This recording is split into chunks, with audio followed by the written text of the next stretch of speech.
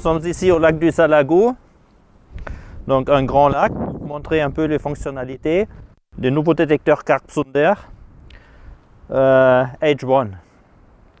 Donc là, j'ai posé 2 cannes dans une baie. Donc c'est pour montrer un peu d'abord les fondamentaux du détecteur, une très bonne tenue de canne, une très bonne visibilité des diodes. Très important au Salagou aussi, une bonne performance pour indiquer les touches retour. C'est-à-dire parfois on pêche la nuit et il y a des grosses brèmes ou des grosses tanches qui peuvent faire des vrais départs.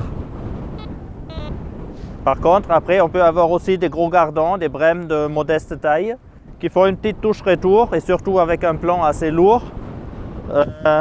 C'est très important d'avoir l'information sur la touche retour.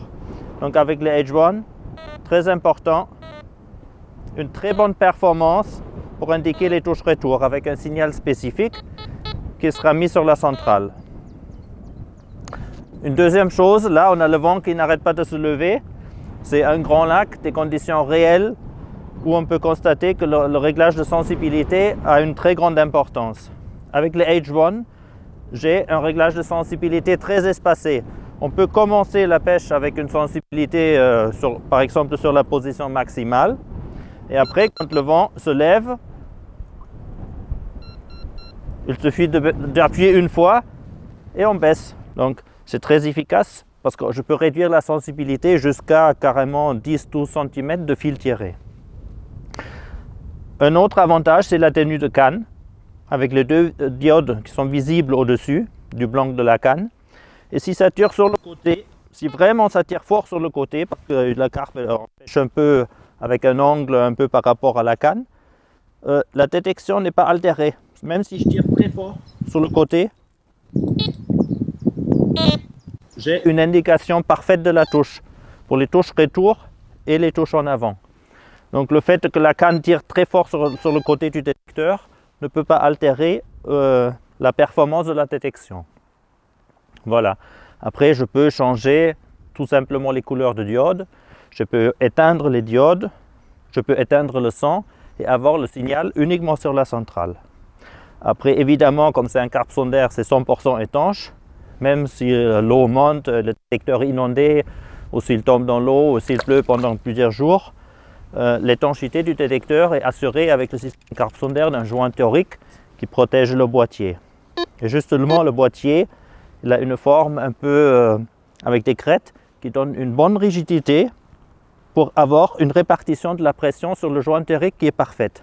Donc maintenant, on va passer un peu à la présentation de la centrale parce qu'on peut effectivement avoir toutes les informations que le détecteur indique avoir sur la centrale de réception.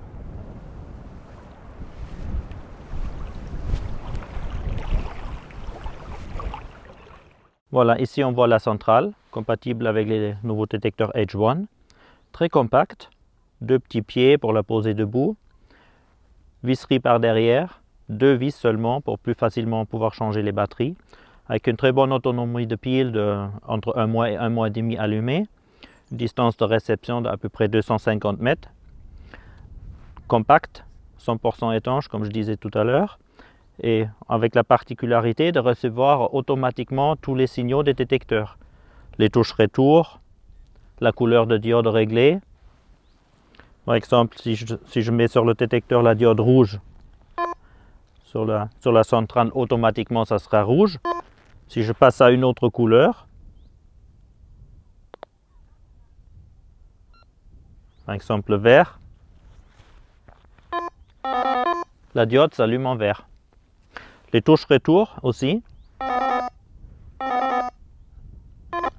sont automatiquement transmises sur la centrale exactement à l'identique. Il est pareil pour la tonalité. Donc si je modifie un peu la tonalité du détecteur, j'ai la même tonalité sur la centrale et je sais exactement quelle canne à toucher. Même sans voir la diode, je sais déjà par le son la canne sur laquelle la touche s'est produite. Ensuite, la centrale, elle est également compatible avec l'alarme CompSecure. C'est une alarme infrarouge qui détecte avec un angle de 120 degrés sur une distance de 10 mètres. Avec un réglage de sensibilité, c'est-à-dire on peut régler sur 3 positions si on veut recevoir que les gros mammifères qui traversent le champ de réception, le champ de détection, ou bien si on veut recevoir aussi détecter des animaux plus petits. Donc, on met l'alarme sur un piquet et on l'oriente vers la zone à surveiller et ça peut après avertir si quelqu'un s'approche de mon campement ou de mes cannes. Donc c'est un plus en sécurité parce qu'on est averti par la présence de quelqu'un qui s'approche.